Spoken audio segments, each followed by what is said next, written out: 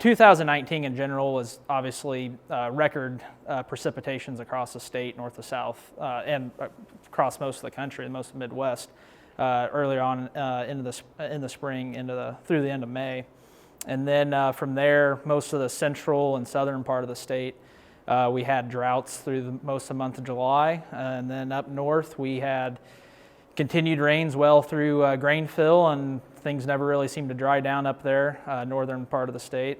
And then it seemed like it went from warm weather to cold, in a snap, and we had early snows and bad standability issues. So, the cons are obvious. This is just a very rough year, but the pros is we have a unique year from a research perspective. So we kind of learned some things this year that we wouldn't have in a normal year.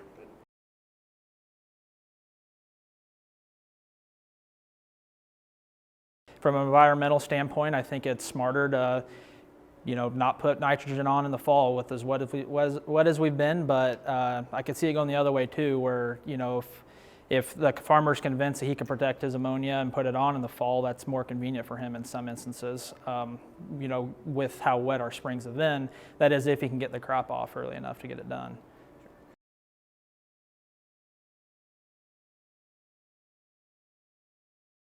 With these wetter springs becoming more of the normality anymore, if these guys are going to be kind of switching their operations, looking more towards spring applications of nitrogen, I think ESN's an excellent source because it gives you a little more flexibility in your applications, and with these wet springs, you can protect some of that nitrogen and have it last you through most of the season.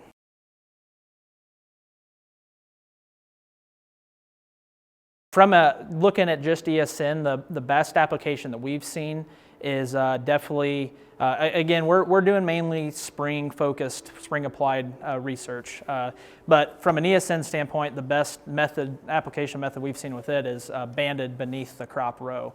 We're pretty big advocates for banded fertility because planting populations are continuing to increase year to year, and with more plants, you're going to have to be innovative in ways to better feed those plants. And in my opinion, ESN was made for the band to go beneath the crop row, concentrated next to the future seed going to be planted right above it. But looking at it from a whole, a systems approach, we know that you got to have some nitrogen on right from the start, and some of that's got to be available. So if I were to pick a system that I think would be optimal, it'd be maybe put on a quarter of your nitrogen with urea or UAN on with the planter, and put the rest on with ESN that it's protected and it's going to last you into the season.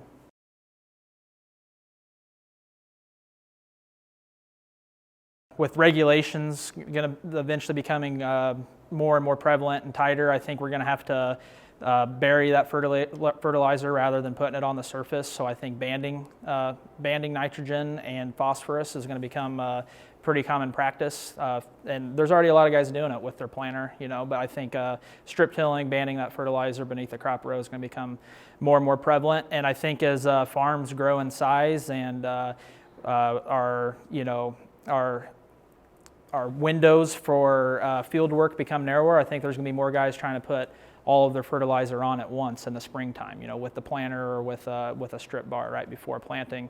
And so again, that's why I think ESN's a great product, because you can put your full rate on right there, ahead of planting, and feel pretty comfortable with it.